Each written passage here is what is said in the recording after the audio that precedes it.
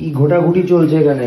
এটা হচ্ছে ভাজা পিঠেটা, ভাজা পুলিটার ঘোটাঘুটি চলছে। যে ভাজা পুলির কাই, এটা কাই বলে। আচ্ছা আচ্ছা, এটা কাই করে নিয়া। হ্যাঁ, রেসিপিটাকে তুমি তৈরি করে নিচ্ছ, যেটা রেসিপি বলো তোমরা তৈরি করো না, এটা দিয়ে এটা করলাম, ওটা দিয়ে সেটা করলাম।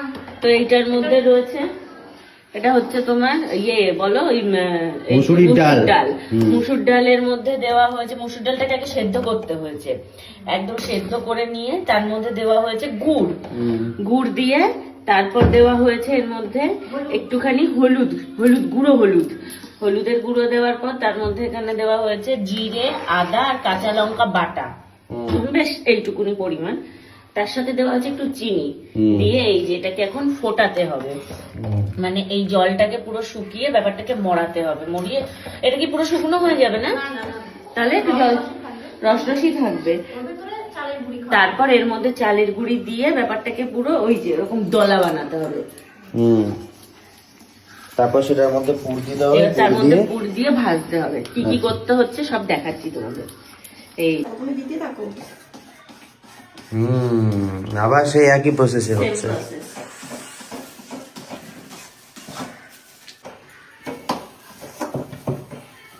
আর এটা আস্তে আস্তে ধাপ করে দিলে হবে না, আস্তে আস্তে করে দিতে হবে।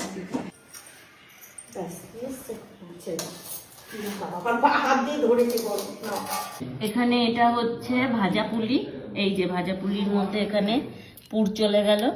ভাজা পুলির এটা তো তোমরা দেখলেই কিভাবে বানানো হয়েছে। পুর ঢুকিয়ে দিয়ে এইবার হচ্ছে একে শেপ দিতে হবে। এই যে মুখটাকে বন্ধ করতে হবে, বন্ধ করে এটা মা শিখিয়ে দিল আমায়। এইবার এই যে আমি স্টুডেন্ট, ভালো শিখে নিয়েছি একবারেই। আমাকে বেশি পড়াশোনা বাদে আমাকে কোনো কাজে বেশি বকাঝকা করতে হয় না।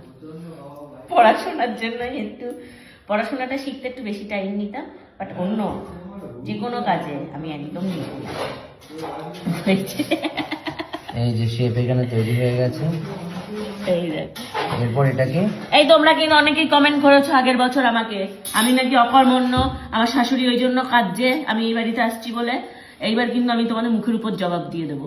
দেখো বানিয়েছি, সুন্দর একটা শেপ হয়েছে। এই দেখ। এবার এটাকে অয়েল ডিপ ফ্রাই করতে হবে। হ্যাঁ, এইবার হচ্ছে এটাকে রিফাইন তেলে ডিপ ফ্রাই করতে হবে। এই যে ভাজা পুলিগুলো এখন ভাজা হচ্ছে তেলের মধ্যে, সব হাবুডুবু খাচ্ছে, হাবুডুবুকে ভাজা হচ্ছে। তো রেসিপি তো তোমাদেরকে দেখালামই, ভালো লাগলে অবশ্যই সবাই বানিয়ে খেও। আর ভাজা হওয়ার পর এই যে লুকসটা এরকম হবে, এরকম একটু কড়া করে ভাজতে হবে, না হলে কি হবে ভেতরটা কাঁচা কাঁচা লাগে। একদম এই যে হালকা আছে, এই যে হালকা আছে এরকম আস্তে আস্তে আস্তে আস্তে করে কড়া করে একটু ভাজতে হবে।